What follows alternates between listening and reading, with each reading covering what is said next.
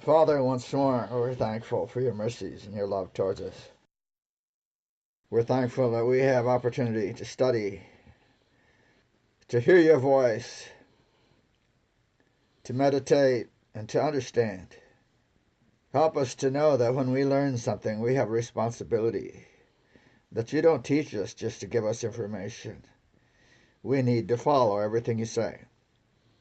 Bless us now. Protect us. Guide us. May our hearts be open. Amen. Okay, we're studying God's method of working out the plan of salvation. He just didn't make a plan of salvation and then leave it to us to figure out what we want to do with it. He's working his own plan. And so we need to understand what his method is. And the interesting thing is, it's explained clearly in the book Education. So we're working our way through that, the first few chapters. I'm hoping that once you see what's in this book, you'll spend some time with it. And you'll really digest what's in it.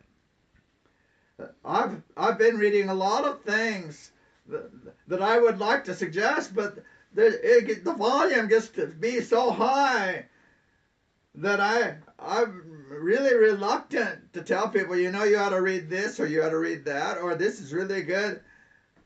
So I'm kind of in a place where I don't know what to do with that, but I'm suggesting Education because we're in this. We're not going to cover the whole book. It would take us a year to cover the book, more than a year probably. So we're going to look at chapter 5 today, see what we can pick out. I'm on page 34, Education, page 34. And I may do a little skipping around here because it's taking us too long to cover certain things. So let's begin. Precious were the lessons taught to Israel during their sojourn at Sinai. So now she's going to talk about Sinai. We're going to see the method that God uses. This was a period of special training so they could go over there to Canaan. Okay? And their surroundings here were favorable to the accomplishing of God's purpose. Why would the surroundings be favorable? Nothing barren. Because it's nature. Okay? Did we get that in the last few meetings? God's method is to teach by nature how to commune with him through his works.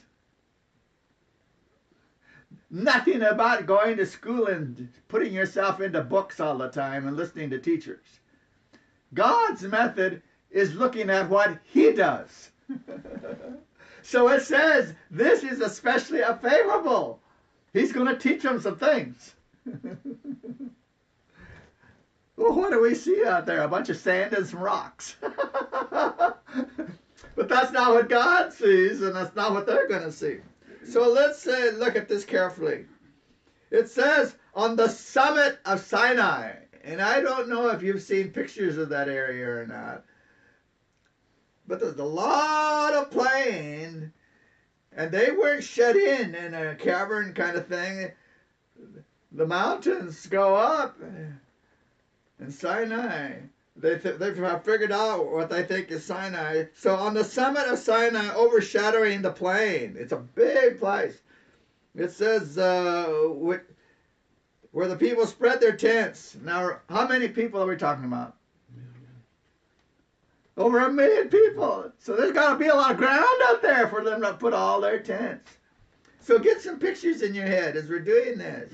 So we got over 1 million people out there. They've got their tents all set up. The mountains are there, and there's lots of mountains, not just one mountain. And on top of Mount Sinai rested the pillar of cloud. Okay, so there's the pillar of cloud, which had been their guide on their journey. This is a pillar of fire by night. It assured them of the divine protection. And while they were locked in slumber, the bread of heaven fell. So we've got 38 years of that bread falling. And there's lots of stories just in that bread coming down. The Bible calls it angels' food in the Psalms. But angels don't eat that. It just means they brought it. Okay? So it says a pillar of night. And then it says the bread of heaven fell gently upon the encampment. On every hand vast rugged heights. And the solemn grandeur spoke. What did they say? Eternal majesty. That's what those mountains say. Eternal majesty. And eternal endurance. Man was made to feel his ignorance and weakness in the presence of him who had weighed the mountains in scales and the hills in a balance. So if you get around real mountains, not little hills, but if you get around real mountains, you're going to sense that. You can't help it. They speak to you if you're paying attention. There's a lot of stuff in mountains. And they just didn't get there by themselves. So here, by the manifestation of his glory, God sought to impress Israel with the holiness of his character. That's the message. Holiness. We look at those mountains, we see these fantastic works, and if we realize somebody did that, a person did that, what kind of a person is that? It says holiness. I wonder if those people who are dying up on Everest are getting the message before they die. Holiness. And that mountain is telling us his requirements. And if we're listening to those mountains carefully, the exceeding guilt of transgression. Now that's a couple of messages. Holiness and transgression. We don't walk around and just think sin is nothing. But the people were slow. The people were slow to learn the lesson. Sounds like some of us, doesn't it? The people were slow, they weren't getting it. Accustomed as they'd been in Egypt to material representations of the deity, and that means animals and carvings and a bunch of other stuff. It says, and these are the most degrading nature. It was difficult for them to conceive of the existence or the character of the unseen one. They had to have something to look at. And I have often wondered about that. How did Jesus create a worshiping people out of millions of people who have never seen him? How does that happen? I've never met anybody who has seen him. But they were having a problem with that. How do you worship somebody you don't see? And so it says, in pity for their weakness, God gave them a symbol of his presence. And what do you suppose the symbol was?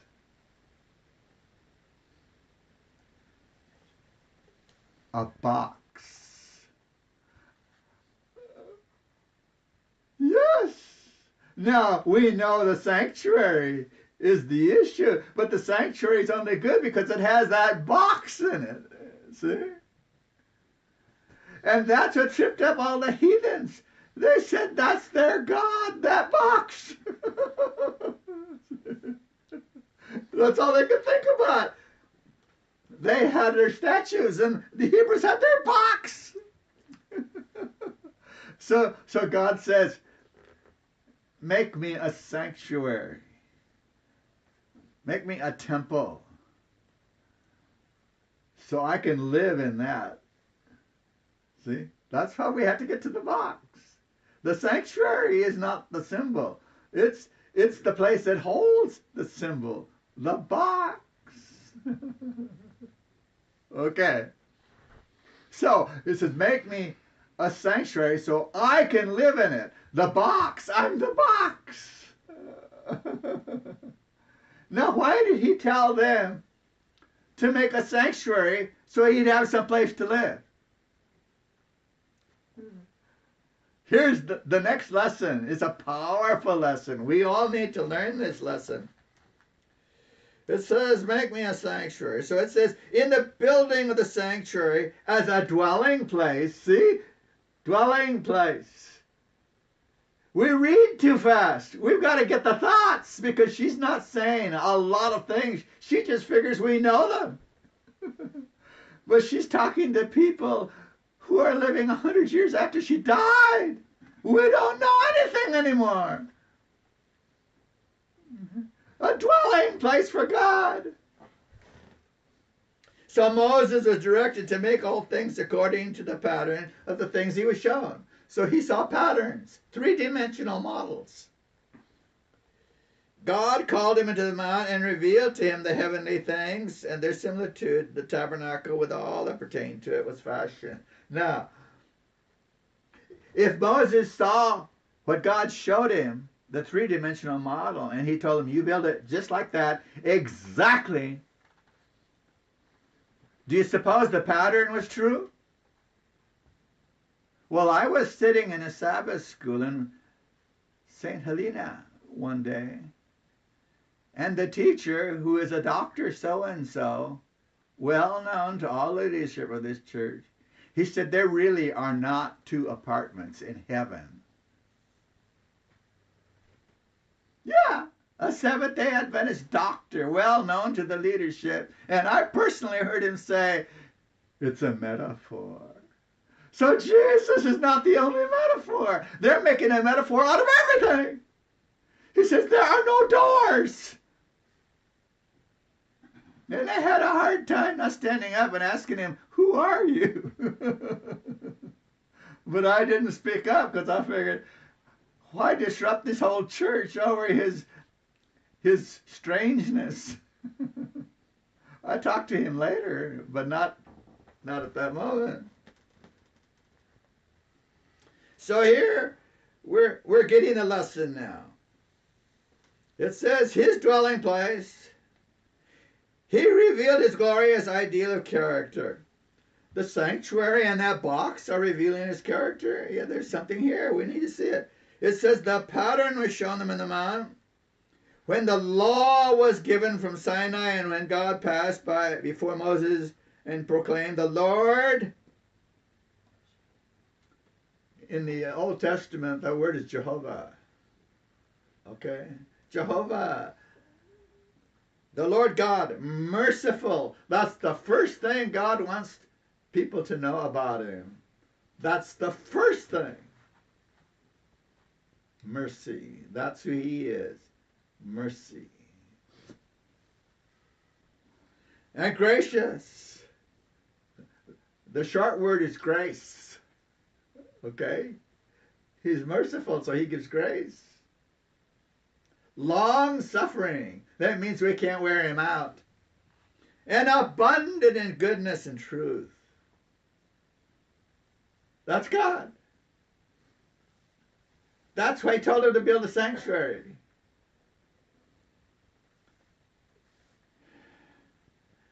It says, another lesson the tabernacle through its service of sacrifice was to teach the lesson of pardon. Now see, he says he's merciful and he has grace. What's it for? To forgive you. That's who I am. I'm here to forgive you. So who is this person we're talking about? It's Jesus. It's always Jesus. The Father did not come down to talk to them. It's Jesus talking to Moses. And it's Jesus who is that pillar of cloud by day and fire by night. It's Jesus. We must not get confused here and say, It's a person called the Holy Spirit, because there is no such person in the Bible. Okay. It's always Jesus. So it says here, pardon of sin, and, now wait a minute, what do you need an and for if you've been forgiven? Ask any Seventh-day Adventist, what comes after you're forgiven? Heaven! No, wrong answer. What comes after you're forgiven? All right, let's see what she says. And power through the Savior. That's Jesus, see? For obedience unto life. You don't get life when you're forgiven. That's Sunday teaching. That if you're forgiven, now you can go to heaven. That's not in the Bible. Forgiveness and obedience. Power for obedience. Don't leave out the word power. The power comes from Jesus. If you don't believe he can do it, maybe you don't understand Christianity yet. Power for obedience unto life. That's what you get after obedience. You don't get eternal life because you're forgiven. Nobody's going to get forgiven and have eternal life.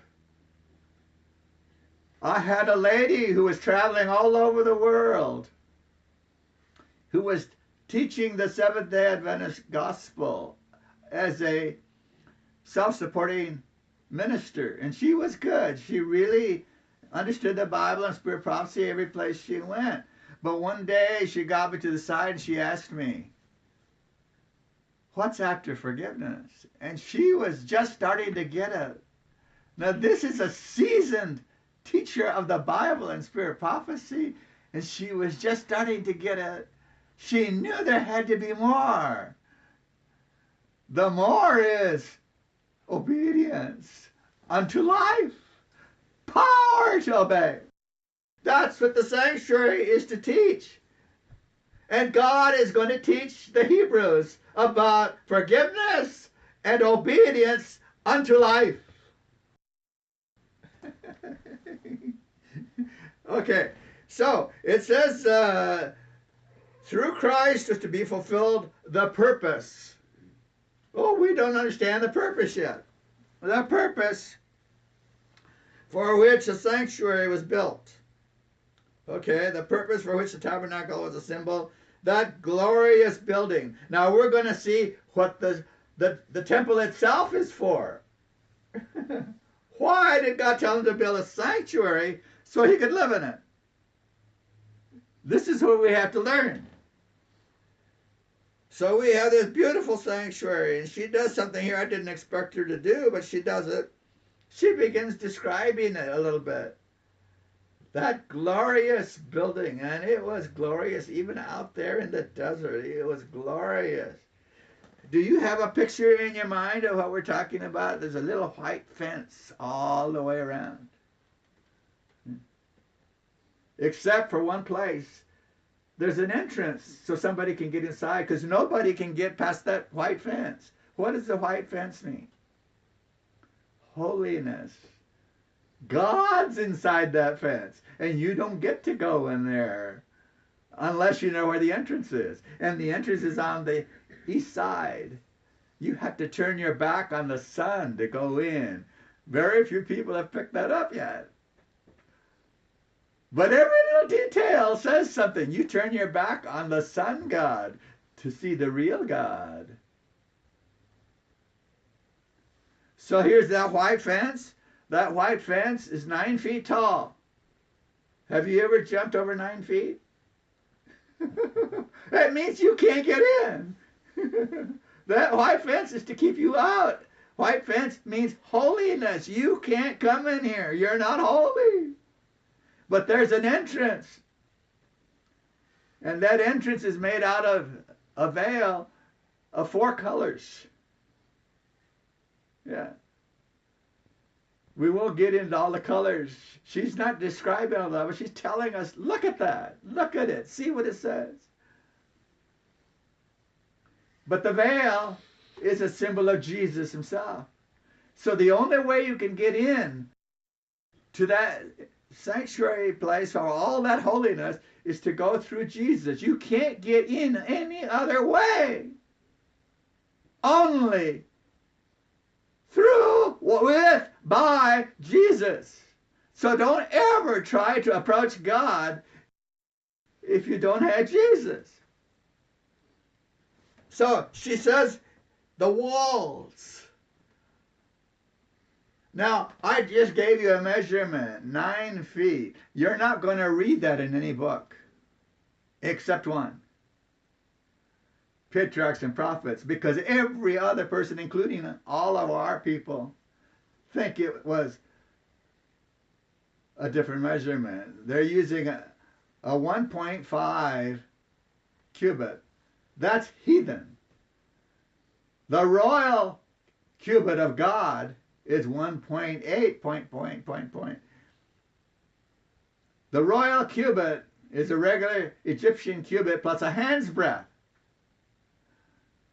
So it's about 21 inches instead of 1.5 feet. Okay, so you've got to get the right cubit. How do I know it's the right cubit? Patriarchs and Prophets, page 347, and I told people who were teaching the sanctuary and using the wrong cubit that, and some of them didn't like it. But Ellen White is never wrong. She said the tabernacle was no larger than 18 feet by 54 feet. Well, that just happens to be the royal cubit. So she's telling us it was built on the royal cubit, so everything else has to have that measurement. So 9 feet, that means the tabernacle was 10 cubits high and 10 cubits on a side. Each part of it had 3 parts. So that means it was 18 feet tall. Okay? So it's here in the middle is this 18-foot tall, and here's the white fence. It's twice as tall as the fence. So everybody can see it from outside, but they can't get in unless they go through Jesus. All right, that's very preliminary, but I want you to have a picture in your mind as we're approaching some of these things. All right. It says, so here were the walls of glistening gold. What she doesn't say is it's only gold on the inside. So when you go inside, here's these 18-foot walls. That's about twice what this is in here. So we have these 18-foot walls. They're boards, and they're all put together. And they're overlaid with gold, so that when you go in, here's 54 feet of gold walls. Yeah, 54 feet on this side, 54 feet on this side. And when you go in there, there's only one light. And it's not an electric light. It's candles. 7 candles. And do you see what I'm doing? That's what the light does. Now look at that against those gold walls. And those gold walls are picking up the ceiling, which is red, white, blue, and purple, with angels embroidered on them. And they're fluttering in the wind, and the candles doing that, and everything's moving in there, and it's all reflecting and bouncing back and forth on those gold walls. Have you ever been in a hall of mirrors? Do you know what a hall of mirrors looks like?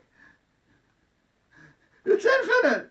You never get to the end of that.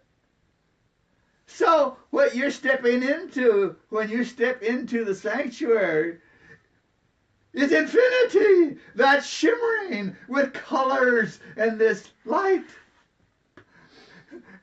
It was so beautiful we can't imagine it.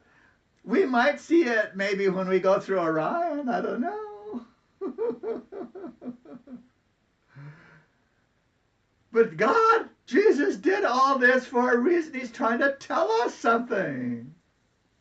It says walls of glistening gold reflecting in rainbow hues the curtains inwrought with cherubim. So there it is.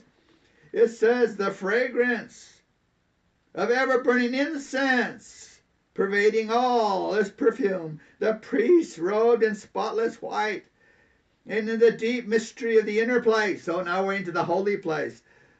Above the mercy seat. Where'd the mercy seat come from? That's what's on top of the box. What's inside the box? The law of God. Why is the mercy seat on top of it? So the law doesn't get us. God has put a cover on it. Okay, so it says on that mercy seat the figures of bowed worshiping angels. We can't get away from angels. Have you noticed? The angels. And of course those angels represent the rest. People have given me lots of theories about what those angels represent. But Ellen White says they represent the heavenly host who all are bowing, worshiping. So it says the glory of the holiest. In all, God desired his people to read the purpose. What's the purpose of all of this? What is that sanctuary? His purpose for the human soul. That sanctuary is you and it's me. Yeah. God says, I want to live in you. But since you don't invite me, I'll live here for a while. Now, isn't that something? First lesson, Israel, are you getting this? I'm here because I'm mercy. I'm here to forgive you. And I want to live in you. You're my temple. But since you won't let me live in you, you don't understand any of this. Let me live in your neighborhood. I'll live here while you live out there in your tents. You know, those tents were no closer than 3/4 of a mile in any direction. So that means there was 1.5 miles distance between the sanctuary and where they were living. And nothing but empty space in between all that. And to go to the sanctuary, they had to walk clear through that empty space. And if you were walking in there, you didn't walk alone. You had to have a little animal with you because you're going to kill your animal because you were a sinner. And when you walked across all that empty space, guess who was looking at you? Everybody. So you couldn't say, I'm not a sinner. Everybody knew you were. That you have an animal with you. So she says here, it's the purpose that Paul spoke about. Here's what Paul said. Don't you know you are the temple of God? You are the temple of God. And that the Spirit of God dwells in you. If any man defile the temple of God, him shall God destroy, for the temple of God is holy, which temple ye are. Well, I think we could stop there and just think about it for a few weeks, but we'll continue. God doesn't have a sanctuary on earth anymore made out of wood and rocks and whatever, jewels. He doesn't have one of those anymore. The Jews blew it. He took it away. So now the only temple he has on this earth is you. Yeah. It says, you're where I live now. I live with a contrite soul. Somebody who's given up sin now that they know I'm merciful and I have forgiven. Aren't those powerful lessons?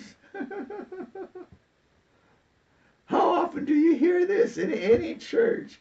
That God is merciful. He's forgiven us. And He lives in a Christian.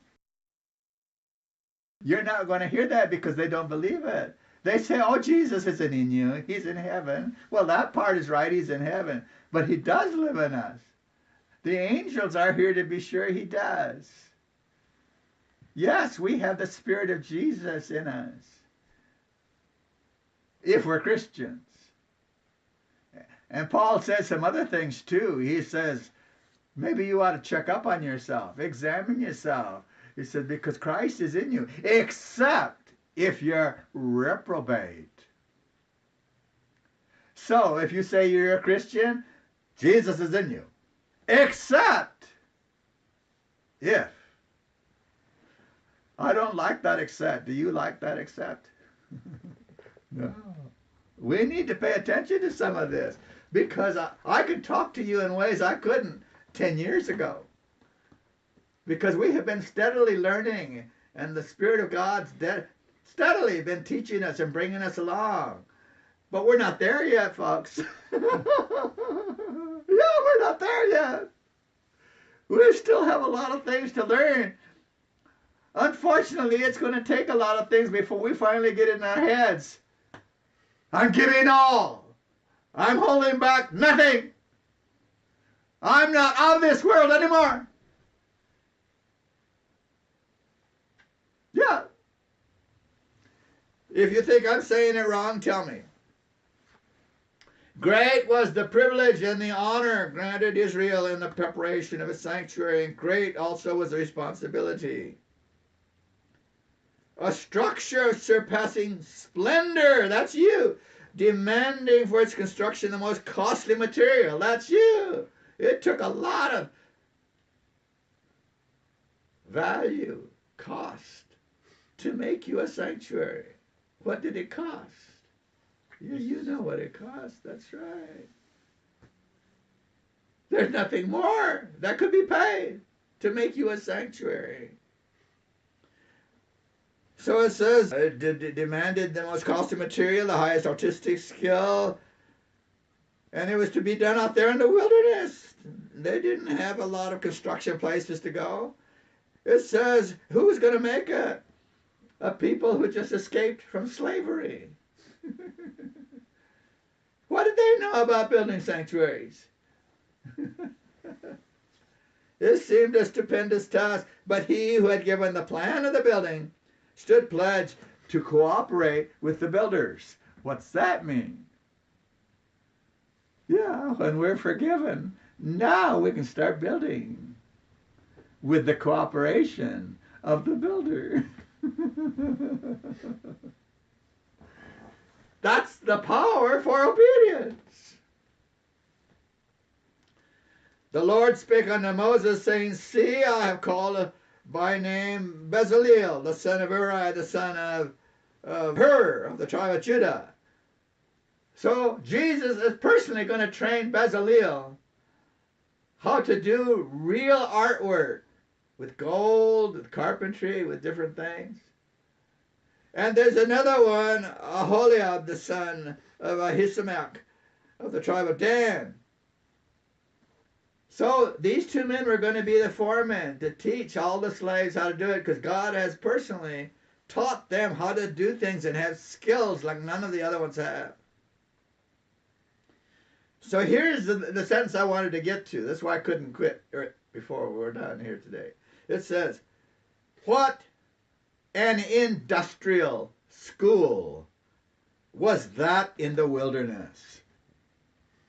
God never said to have our children sitting in a desk all those hours messing with books. Industrial school. Learn something useful. Something you can make a living with if you have to. So that's not the important part here. It says, what an industrial school was that in the wilderness, having for its instructors. All right, you're a Trinitarian now. How do you think the sentence should end? For its instructors, the Father, Son, and Holy Spirit. That's not what Ellen White says. Let's see how she wrote the sentence. For its instructors, Christ and his angels. That's what it always is. The Father, the Son, and the angels. That is the only Trinity that's in the Bible. The Father, the Son, and the angels. That's what we have spent time in, and we're only halfway done with the angels. I quit because we need a little break before we hit the heavy stuff the Bible says about angels. Yes, we just have started. In the preparation of the sanctuary and its furnishing, all the people were to cooperate. How many? That's the whole church. Let's say it the right way. Everybody in the church. There was labor for brain and hand. A great variety of material was required, and all were invited to contribute as their own hearts prompted. No laws. No, you better. This is between you and God. What are you going to do? Well, we know what happened, don't we? They got so excited and we're so into this that they brought so much stuff. Gold, silver, jewels, fancy cloth, everything. That Moses had to tell, wait a minute, slow down, stop, we already have enough. Have you ever heard a church say, that's enough, folks, don't bring any more? That's what Moses told the people who were starting to get it. They didn't have it yet, but they were starting to get it. They said, well, God has a project. And we had none of this stuff before we left Egypt, and he told us to borrow it from the people. You ever thought about that word borrow? They had actually earned it. They were just getting their earnings from the Egyptians. We worked for you all those years. You never paid us. We want some pay now. We're going to borrow it. So now, from the outset of the journey from Egypt,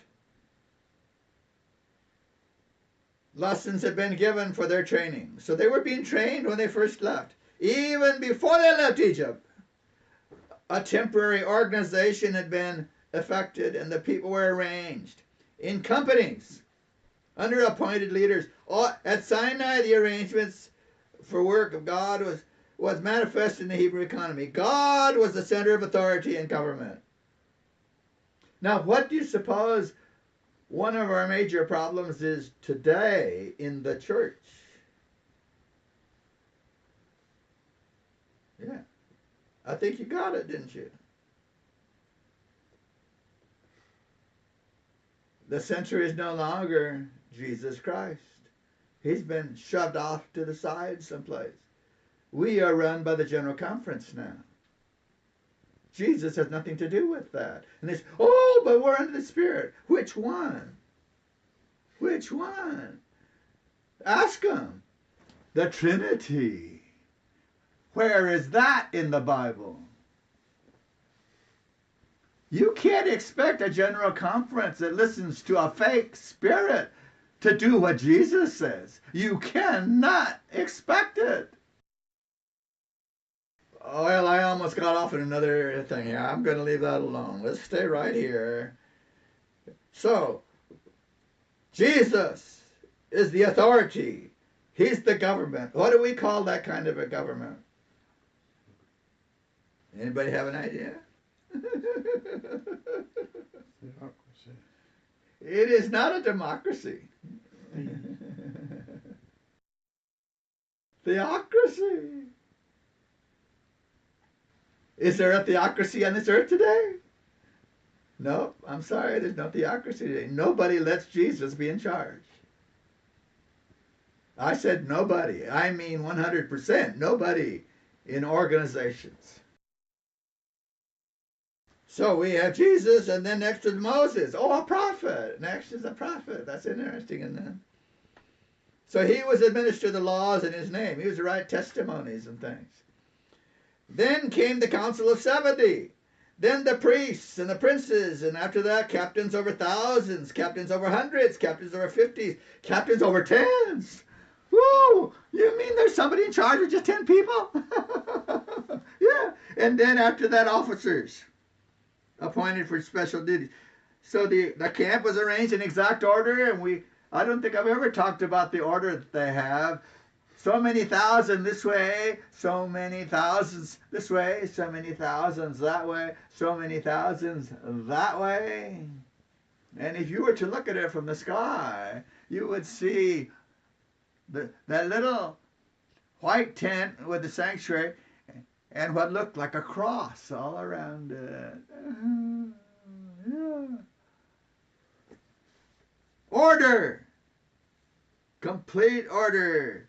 This says the abiding place of God in the midst, around it, the tents of the priests, Levites, outside of these, each tribe with their flags, headed by the 4 flags, which represented the 4 ministries of Jesus, the king, the suffering servant, the ox, the perfect man.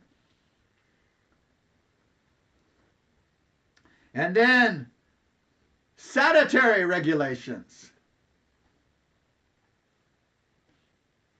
Sanitary regulations.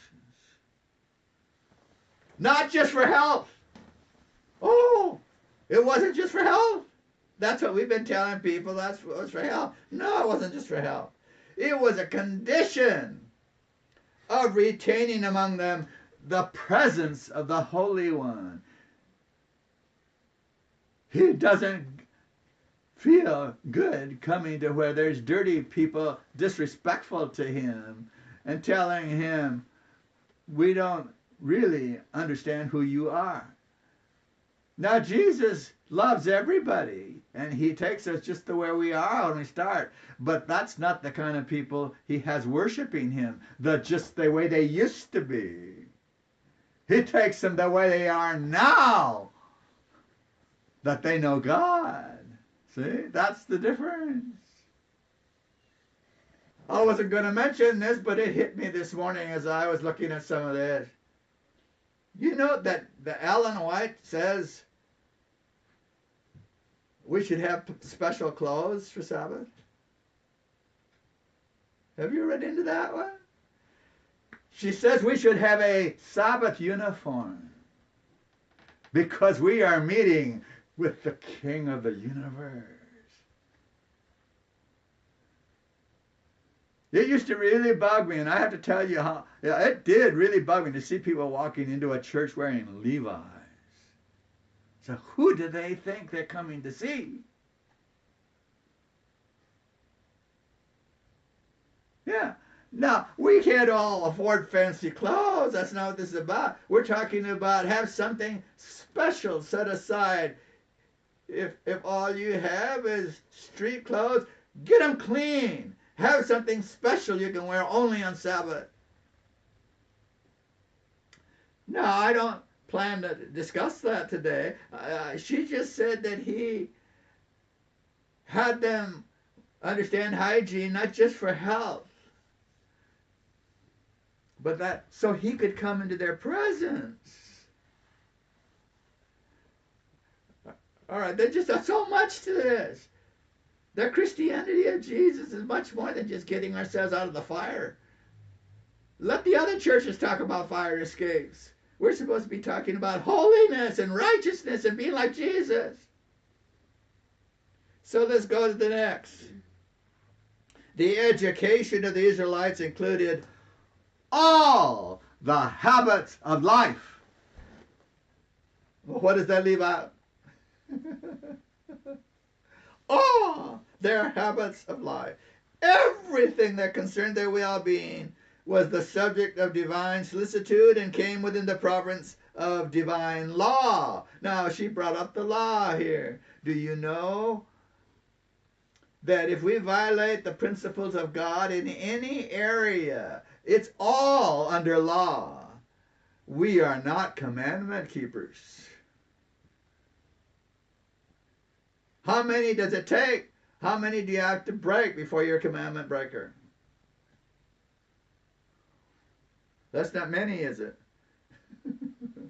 That's not many at all. One. Oh, that's kind of rough, actually. How many did it take for Adam? That's how many it takes for us. Oh, oh. But I have righteousness by faith. That doesn't cover me. Yes, it does. Because God doesn't teach righteousness by faith, not the one they teach on this earth. He teaches obedience. Did you catch that at the beginning of today? Power for obedience unto life. You see, we were all taught to think we're going to heaven because we believe in Jesus. I'm sorry, that's not going to cut it. The devil believes in Jesus. You remember that? As a matter of fact, he believes more than you do. So here we go. All the habits. And none of us want to hear this, but we're going to hear it anyhow. Even in providing their food, God sought their highest good. The manna, which he fed them in the wilderness, was of a nature to promote physical, mental, and moral strength. Though so many of them rebelled against the restriction of their diet and longed to return to the days when they said, we sat by the flesh pots and we ate bread to the full.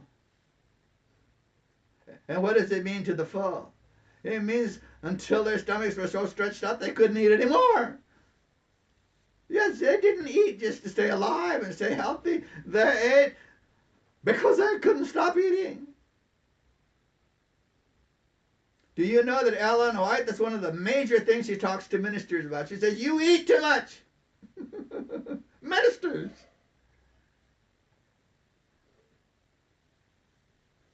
Do you remember, do you recall, we have never had a meeting on the health reform? We've never done that. We've never gone there. We're not there yet. You see how long it takes to get there? We're not there yet. We're too busy being religious. But we're going to get there, Lord willing. Because there's only one kind of a Seventh-day Adventist, a real one. That's a reformer, Seventh-day Adventist. Reformer. There's no Baptist Seventh-day Adventists who just go to church and get saved. There are no Methodist Seventh-day Adventists. There's only Elijah Seventh-day Adventists. Okay, we're getting there. We're getting there. I have high hopes for all of us. We're getting there. But you don't get there overnight. You know, Jesus realized how difficult it was going to be to get anybody to pay attention to what he was saying. He said, Father, we've got to break through. It's so difficult. Father, show them something so they know this is for real. You remember when he did that? Yeah, at his baptism. He said, Father, show them something. Aren't you glad for the spirit of prophecy? He's showing us something. Yeah, the spirit of prophecy. So, notwithstanding the hardships of the wilderness life, God showed them something. What was it? He says, if you just do what I say, it's for you. It's not for me, it's for you. Eat what I tell you to eat and leave alone. You know, you don't need to go eating camels. You don't need to eat vultures. You don't need to eat shark. You don't need to eat any of that junk. You don't need to eat pigs. Here's some manna. Clean, nice grains. And they said, we did better in Egypt. We ate like Egyptians. So he says, well, I'll show you something. If you do what I say, the way I say it, you're going to get healthy. You don't have to wonder how this works. You're going to get healthy. As a matter of fact, there won't be a single feeble person in all of your tribes if you do it my way.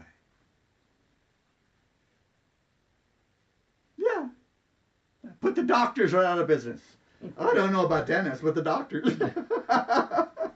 So, what happened? Their shoes didn't wear out. Yeah, they said, did he say that? Our shoes didn't wear out? Well, that's part of it. 40 years. Have you ever had a pair of shoes last you 40 years? No feeble ones. There were some dead ones because they didn't want to do it his way. Yeah, there were some dead ones. That's another subject.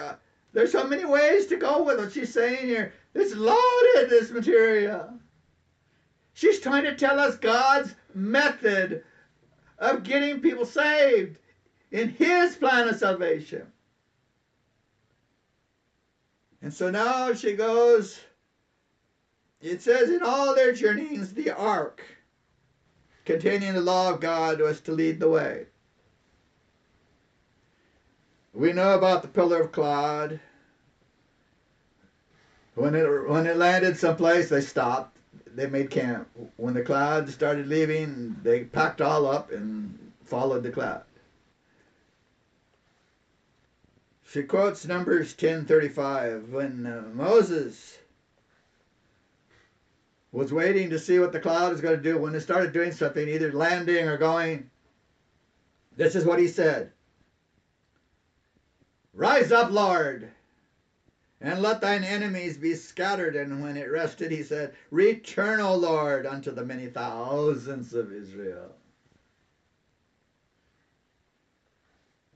I got a picture just then. It says, as the people journeyed through the wilderness, many precious lessons were fixed in their minds by means of song.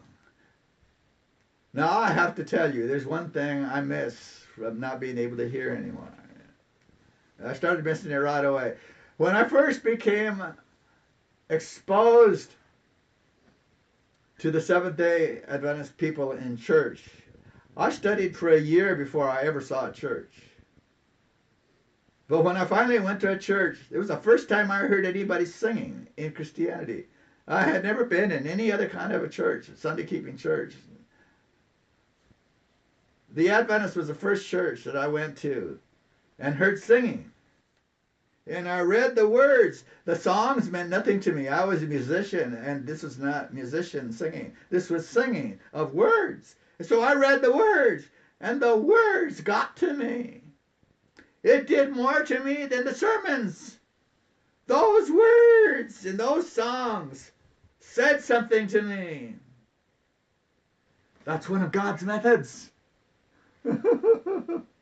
Yes, the songs, the words.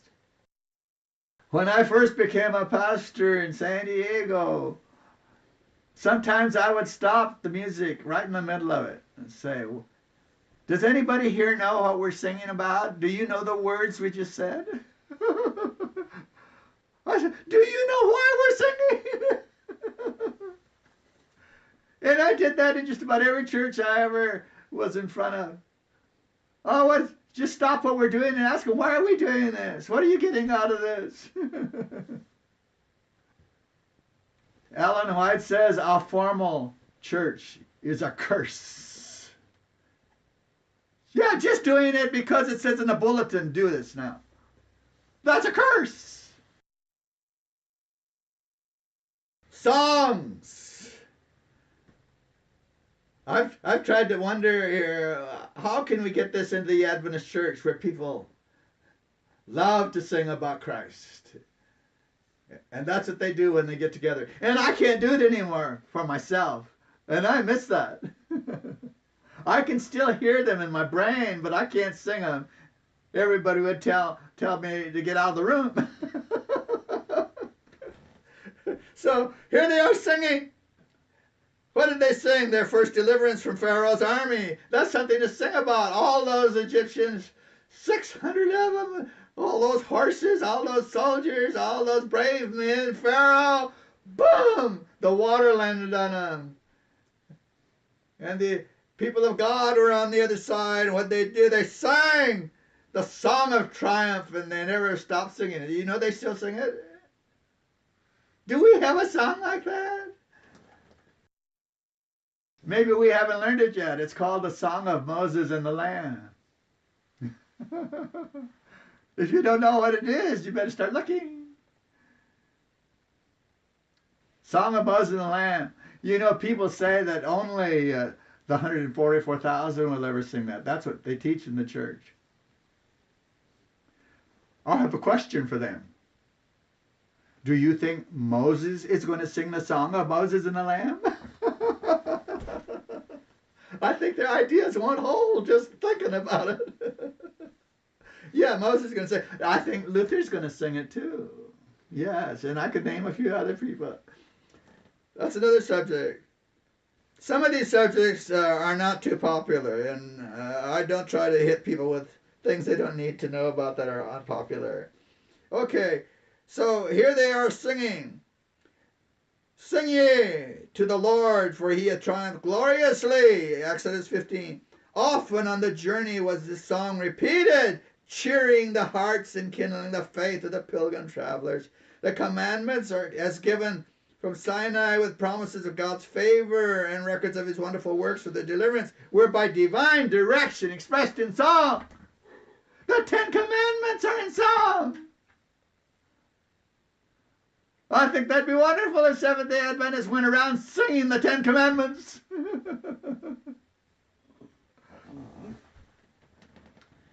And they were chanted to the sound of instrumental music. There's some people that think music is bad. No, there's nothing wrong with music. God uses it. It's part of his method. Because there's mathematics in music. There's harmony with your own body in music. Not rock. That's from the devil. All that other stuff that the kids listen to today. That's all from the devil. But God has real music. And we got to figure out the difference.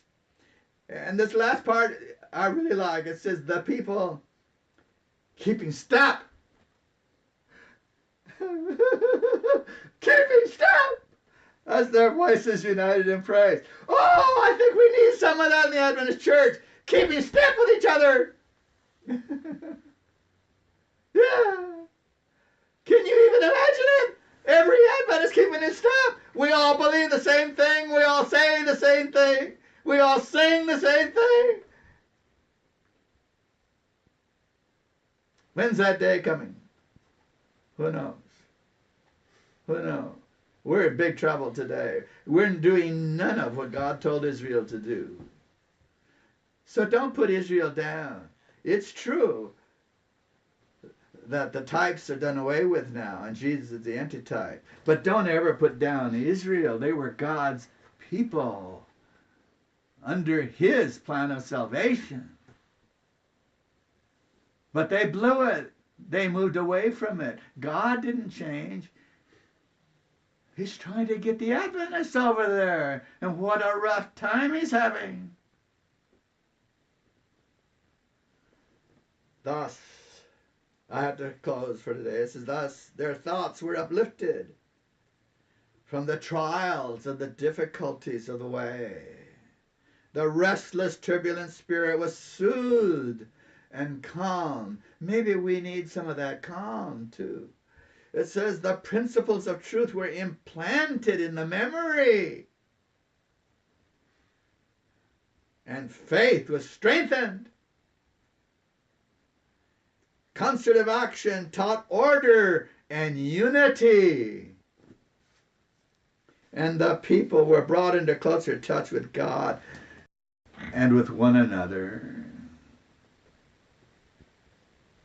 You can go back into the history and you can see it breaking apart. Ellen White saw it in her time. She saw it happening. The unity is being destroyed. We have false teachers in our midst now. We have proud people in our midst now. We have people with doctor's degrees, but they got them from someplace else now.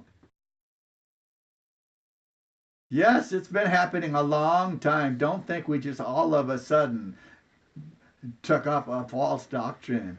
We lost it a long time ago. It's time to get it back. And you might get some clues reading the book Education. See what you find. Father, we can begin to understand that word long suffering. You've been so patient. It's a marvel that you have watched your church in every age go through this same process. And it's just not in you to force anybody. Help us to truly understand that you are the best friend we have. Help us